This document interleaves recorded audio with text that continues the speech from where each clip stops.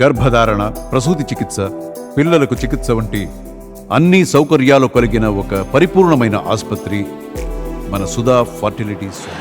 సుదీర్ఘకాలం నుంచి ప్రభుత్వ ఉద్యోగుల ముఖ్యమైనటువంటి డిమాండ్ ఏంటి అంటే వారికి ప్రస్తుతం నడుస్తున్నటువంటి సిపిఎస్ని రద్దు చేయటం, కాంట్రిబ్యూటరీ పెన్షన్ స్కీమ్ని రద్దు చేయాలి, పాత పెన్షన్ విధానం ఓల్డ్ పెన్షన్ స్కీమ్ని అమలుపరచాలి అనేది ఈ ప్రభుత్వ ఉద్యోగులు కోరుతున్నటువంటి ముఖ్యమైనటువంటి డిమాండ్. 2019 ఎన్నికలకు ముందు ఇదే హామీతోటి జగన్మోహన్ రెడ్డి ఉద్యోగుల వద్దకు వెళ్ళటం, ఓల్డ్ పెన్షన్ స్కీమ్ని తీసుకువస్తాను అని చెప్పి వాళ్లకు మాట ఇవ్వటం. సో ఫలితంగా ఉద్యోగులందరూ కూడా అప్పట్లో జగన్మోహన్ రెడ్డికి సపోర్ట్ చేయడం జరిగింది. అయితే అధికారంలోకి వచ్చిన తర్వాత ఓల్డ్ పెన్షన్ విధానం తీసుకురావటం సాధ్యం కాదని దాని ప్లేస్లో ఒక కొత్త పెన్షన్ విధానం తీసుకొస్తామని చెప్తూ జీపీఎస్ని తెర మీదకు తీసుకొచ్చారు. అదే గ్యారంటీడ్ పెన్షన్ స్కీమ్. దీని కింద ఏంటి అంటే ఏ ప్రభుత్వ ఉద్యోగి అయినా సరే రిటైర్ అయ్యే టైంకి తన శాలరీ ఎంత ఉంటుందో, జాయిన్ అయినప్పుడు 10,000 ఉందనుకుందాం, రిటైర్ అయ్యే టైంకి 60,000 ఉందనుకుందాం,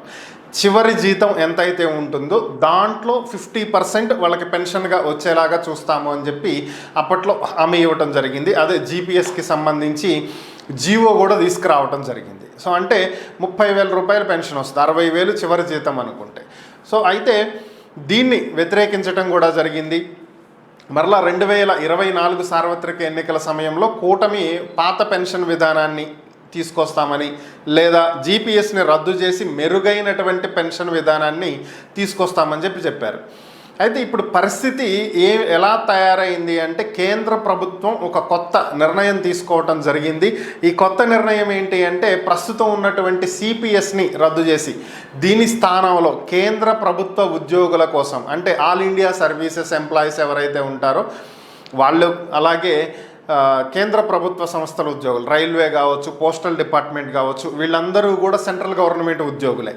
IAS, IPS, IRS, IFS, railway department, అలానే పోస్టల్ డిపార్ట్మెంట్, వీళ్ళంతా కూడా సెంట్రల్ గవర్నమెంట్ ఎంప్లాయీసే అవుతారు. ఈ కేంద్ర ప్రభుత్వ ఉద్యోగుల కోసం యూపీఎస్ని తీసుకురాబోతుంది. అదే యూనిఫైడ్ పెన్షన్ స్కీమ్. ఇదేంటి అంటే ఏదైతే జగన్మోహన్ రెడ్డి ఇక్కడ జీపీఎస్ పేరుతో అమలు చేయాలని ప్రయత్నించారో, చివరి జీతంలో 50% వాళ్ళకి పెన్షన్లా వచ్చేలాగా దీన్నే కేంద్ర ప్రభుత్వ ఉద్యోగులకు అమలుపరచాలి అని చెప్పి మోదీ సర్కార్ భావించడం జరిగింది. ఈ విధానం ఏదో బాగుంది అని చెప్పి దీన్ని ఎన్నికల సమయంలో ఉపయోగించుకోవచ్చు అనేటువంటి ఒక ఆలోచనతోటి ప్రస్తుత మహారాష్ట్ర సర్కార్ మహారాష్ట్ర ప్రభుత్వ ఉద్యోగులకు, అంటే మహారాష్ట్ర స్టేట్ గవర్నమెంట్ ఉద్యోగులకు కూడా దీన్ని అమలు చేయడానికి ప్రయత్నాలు అయితే చేపట్టింది. ఈ ఏడాది నుంచే ఇవి అమల్లోకి రాబోతున్నాయి అని చెప్పింది. ప్రయోగాత్మకంగా యూపీఎస్ని మహారాష్ట్రలో రాష్ట్ర ప్రభుత్వ ఉద్యోగులకు అమలు చేయబోతున్నారు. మరి దీని ఫలితాలు ఏ విధంగా ఉంటాయి అనేది చూడాలి.